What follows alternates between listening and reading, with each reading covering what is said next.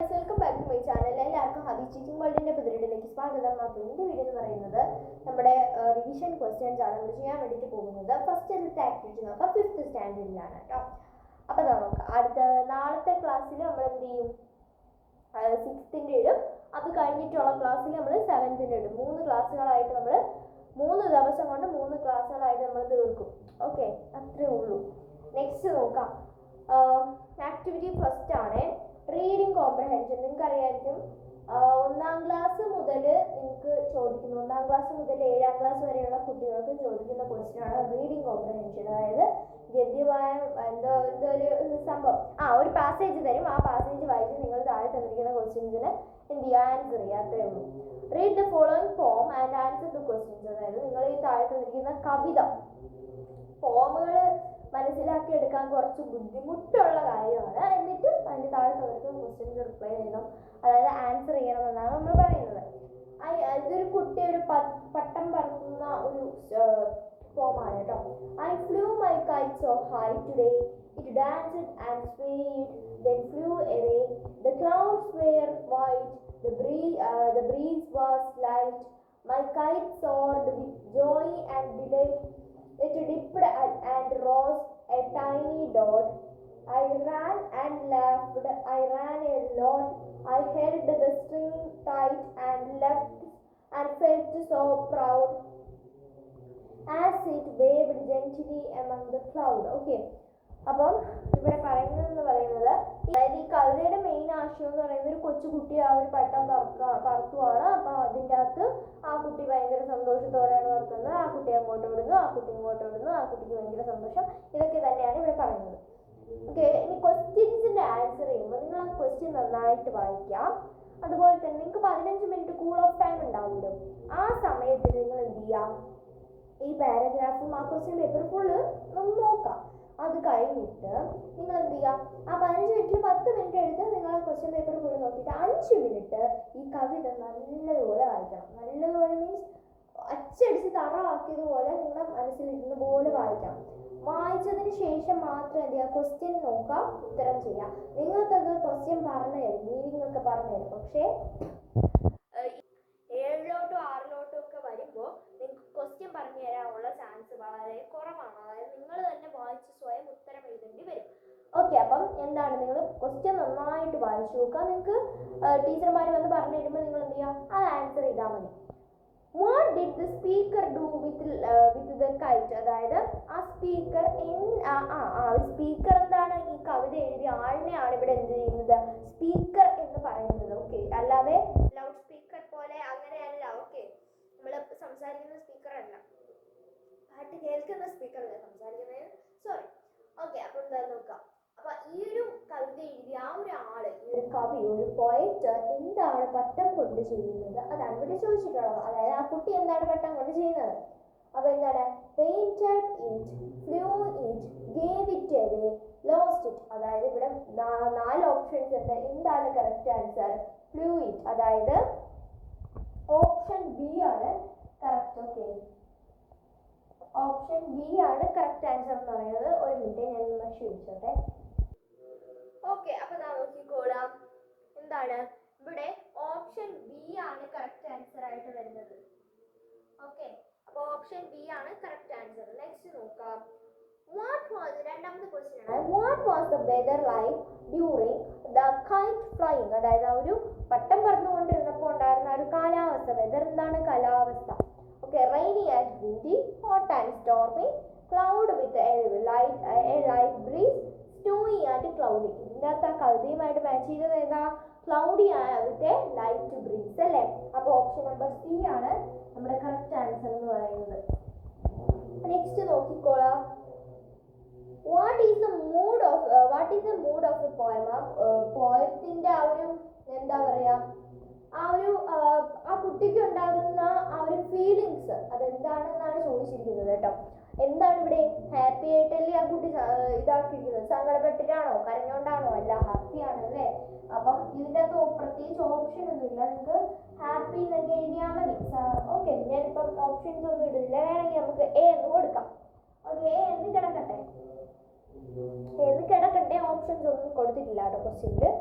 Find out a pair of rhyming words from the poem. അതായത് ഈ ഒരു പോമിൽ നിന്നും ഒരൊറ്റ പെയർ ഓഫ് റൈമിംഗ് വേർഡ്സ് എഴുതാനാണ് പറഞ്ഞത്. നിങ്ങൾ 5 എണ്ണം എഴുതിക്കൊണ്ട് നിന്ന് സമയം കളയുക. ഓക്കെ, അപ്പൊ നിങ്ങൾ എന്ത് ചെയ്യാം, ഇവിടെ എന്താണ് ഡോട്ട് ലോട്ട്, അതാണ് നമ്മൾ ഫസ്റ്റ് എഴുതിയിട്ടുള്ള. ഞാൻ 3 റൈമിംഗ് പെയർസ് നിങ്ങൾക്ക് പറഞ്ഞു തരുന്നുണ്ട്. ലൈറ്റ് ഡിലൈറ്റ്, ഡോട്ട് ലോട്ട്, പ്രൗഡ് ക്ലൗഡ്. ഈ അവസാനിക്കുന്ന ഇത് കണ്ടോ, വെച്ചല്ലേ അവസാനിക്കുന്നത്.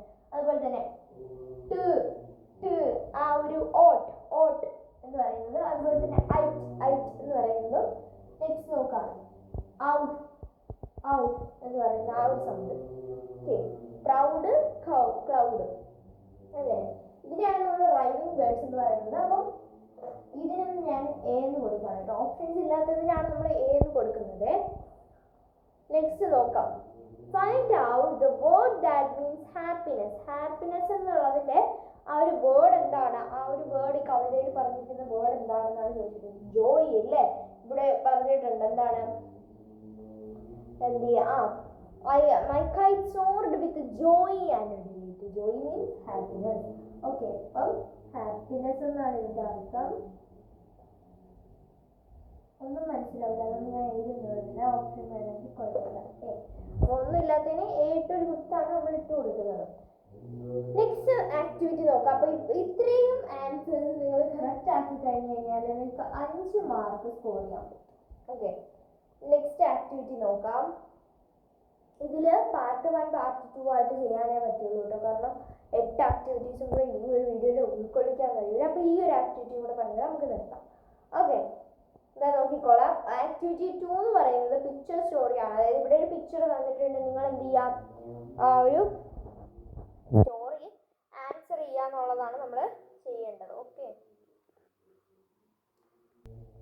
സോ ഓക്കെ, അപ്പം എന്താണ് ഇവിടെ പറയുന്നത്, ഒരു പെൺകുട്ടി ഇങ്ങനെ നടന്നു പോവാണ്. അതുപോലെ തന്നെ ഈ പിക്ചറിൽ ഒരു പൂച്ചക്കുട്ടി മരത്തിന്റെ മുകളിൽ ഇരിക്കുന്നു. അപ്പോൾ ആ പെൺകുട്ടിക്ക് സങ്കടം സഹതാപം തോന്നി ആ പൂച്ചക്കുട്ടീനെ അരട്ടി കയറി എടുക്കുന്നു. ആ പൂച്ചക്കുട്ടീനെ വാത്സല്യത്തോടെ നോക്കുന്നു. ഇത്രയേ ഉള്ളൂ. അപ്പൊ ഇതിന് 5 മാർക്കിന് എഴുതാൻ പറഞ്ഞാൽ നിങ്ങൾ എങ്ങനെ എഴുതും ഈ 4 പിക്ചർ വെച്ച്? നമുക്ക് നോക്കാം.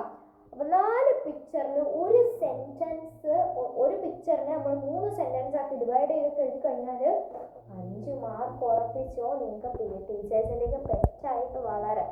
ഓക്കെ, അപ്പം നെക്സ്റ്റ് നോക്കാം. ദ ലിറ്റിൽ കാറ്റ്. ആദ്യമേ നമ്മളൊരു പിക്ചർ സ്റ്റോറി എഴുതുമ്പോൾ അതിന് പറ്റിയിട്ടുള്ള ഒരു ടൈറ്റിൽ കൊടുക്കണം.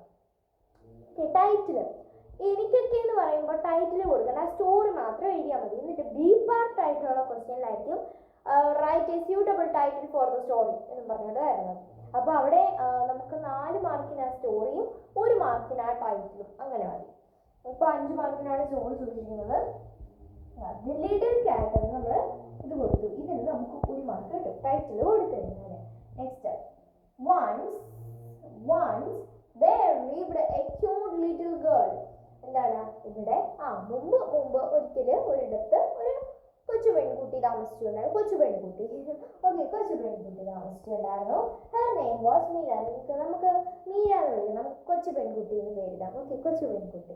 അപ്പം അവളുടെ പേര് കൊച്ചു പെൺകുട്ടി എന്നായിരുന്നു. നെക്സ്റ്റ് നോക്കാം. വൺ ഡേ കൊച്ചു പെൺകുട്ടി വാസ് ഗോയിങ് ടു. നിങ്ങൾ എഴുതുമ്പോൾ നല്ല പേരുകളൊക്കെ ഇടണം കേട്ടോ. കൊച്ചു പെൺകുട്ടി എന്നൊന്നും ഇട്ട് കളയരുത്. Was going to buy some biscuit. ഒരു ദിവസം കൊച്ചു പെൺകുട്ടി എന്ത് ചെയ്യുമായിരുന്നു? ബിസ്ക്കറ്റ് വാങ്ങാൻ കടയിൽ പോവായിരുന്നു എന്ന് പറയാം. അങ്ങനത്തെ കോമഡി കഥയെ. കോമഡി മീൻസ് അത്ര കോമഡി അല്ല, നമുക്ക് കോമഡി ആയിട്ട് പറയാം. Next, on the way to the shop she had a kittens cry. കൊച്ചു പെൺകുട്ടി കടയിലോട്ട് പോകുന്ന വഴി ഒരു കൊച്ചു പൂച്ചക്കുട്ടീനെ കരച്ചിൽ കേട്ടു. കൊച്ചു പെൺകുട്ടിയും കൊച്ചു പൂച്ചക്കുട്ടിയും. ഓക്കെ, എന്താണ്? She looked around. എന്താണ്? അവള് ചുറ്റിനും നോക്കി. കൊച്ചു പെൺകുട്ടി ചുറ്റിനും നോക്കി. അടുത്തത്, she saw the kitten was sitting on one of the branches of a big tree. അവള് നോക്കിയപ്പോ, കൊച്ചു പെൺകുട്ടി നോക്കിയപ്പോ ആ കൊച്ചു പൂച്ചക്കുട്ടി എന്താണ് ഒരു വലിയ മരത്തിന്റെ ചില്ലയിൽ ഇരിക്കുമായിരുന്നു എന്ന് പറയാണ്. It can't able to get down. അതിന് എന്ത് ചെയ്യാൻ പറ്റുന്നില്ല? കൊച്ചു പൂച്ചക്കുട്ടിക്ക് താഴെ ഇറങ്ങാൻ പറ്റുന്നില്ല. Next, she felt sad and decided to help the kitten. അതായത് ആ കൊച്ചു പെൺകുട്ടിക്ക് സങ്കടം തോന്നുകയും അതിനെ സഹായിക്കാൻ, ആ കൊച്ചു പൂച്ചക്കുട്ടിയെ സഹായിക്കാൻ എന്താണ് ഒരുങ്ങുകയും ചെയ്തു. She climbed on the tree and take the kitten. അവള് ആ മരത്തിൽ വലിഞ്ഞു പിടിച്ച് കയറി. കൊച്ചു പെൺകുട്ടി കുരുത്തക്കേട് കാരണം ആ മരത്തിൽ വലിഞ്ഞു പിടിച്ച് കയറി. എന്നിട്ട് എന്ത് ചെയ്തു? ആ പൂച്ചക്കുഞ്ഞിനെ എടുത്തു. എന്താണ്? കൊച്ചു പൂച്ചക്കുട്ടീനെ എടുത്തു. നെക്സ്റ്റ് എന്താണ്? കൊച്ചു പെൺകുട്ടി and the kitten became happy. കൊച്ചു പെൺകുട്ടിയും കൊച്ചു പൂച്ചക്കുട്ടിയും വളരെ സന്തുഷ്ടരായി. കൊച്ചു പെൺകുട്ടി happily goes to the shop. എന്നിട്ട് കൊച്ചു പെൺകുട്ടി എന്ത് ചെയ്തു? വളരെ സന്തോഷത്തോടെ തന്നെ ഷോപ്പിൽ പോയി. അപ്പോൾ ഇന്നത്തെ വീഡിയോത്തിലുള്ള ഇഷ്ടപ്പെട്ടിരുന്നു. I am really sorry. Moral പറയാൻ മറന്നു. ഓക്കെ, മോറൽ നോക്കാം. Always help others if it is a human or animal. അതായത് നമ്മളെ കൊണ്ട് കഴിയുന്നവരെയൊക്കെ സഹായിച്ചു കഴിഞ്ഞാൽ അവർ നമുക്കൊരു സിറ്റുവേഷൻ വരുമ്പോൾ അവരും സഹായിക്കും. ഓക്കെ, അതായത് അതിപ്പോൾ മനുഷ്യനായിക്കോട്ടെ മൃഗമായിക്കോട്ടെ. ഓക്കെ, അപ്പോൾ ഇന്നത്തെ വീഡിയോത്തിലുള്ള ഇഷ്ടപ്പെട്ടിരിക്കുന്നത് സബ്സ്ക്രൈബ് ചെയ്യാൻ, ലൈക്ക്, ഷെയർ, സപ്പോർട്ട് ചെയ്യാൻ പറ്റുള്ളൂ. ബൈ.